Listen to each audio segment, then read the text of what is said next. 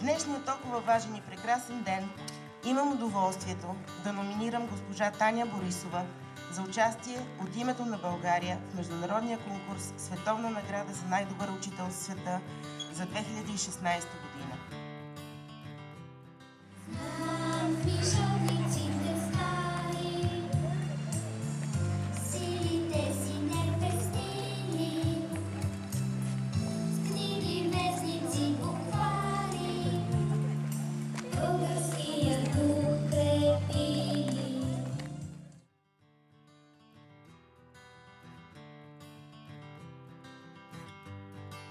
Казвам се Таня Борисова и от дълги години работя в сферата на образованието като начален учител и директор в Българското училище в Братислава, а по-късно и като директор на училище в България, София. Като директор на училище винаги съм се стремяла да издигам престижа на учителската професия, да работя за това да издигам авторитета на училището, да осигурявам равен достъп на децата до образование, да осигурявам интегрирането на децата в обществото, да осигурявам образование на деца от различни етноси.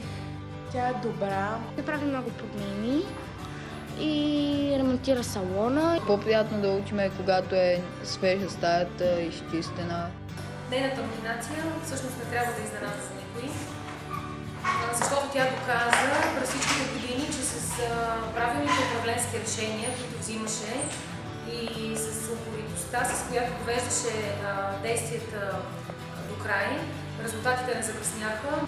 Моите проекти са свързани най-вече с, разбира се, те са в сферата на образованието, но са свързани с децата с специални образователни потребности. В международните проекти, по които тя работи като директор на училище или като специалист в сферата на средното образование, приоритетно е развитието и работата с децата с специални образователни потребности. Затова и резултатите на училището, което в момента представлява 60-то основно училище в София по проекта Включващо обучение, са впечатляващи. Към всичкото това, нека прибавим и нейната лична отдаденост на детето й, което също е със специално образователни потребности, но това в никакъв случай не пречи на нейното професионално и личностно израстване.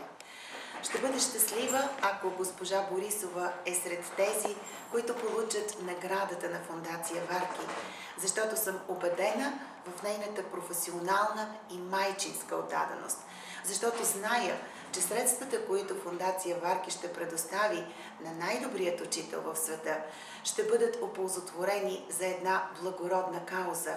Наградата, ако аз я спечеля, тя ще бъде насочена точно за това. Аз ще я използвам за изграждане на дневен център за деца и младежи с увреждания. В нашето 60-то училище госпожа Таня Борисова е директор само от една година, но през тази година за мен животът тук беше по-различен, интересен и забавен.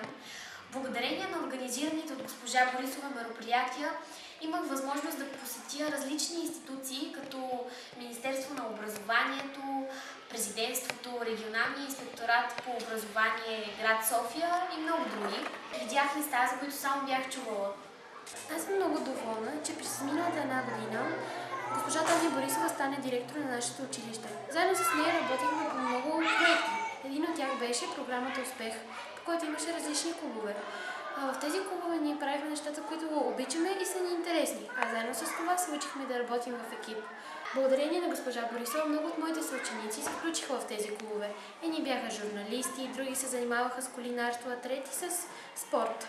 И така на нас ни беше по-приятно да седим по-дълго време в училище. Госпожа Борисова направи 60-то основно училище по-хубаво място за нас. Аплодисменти за вас, скъпи учители!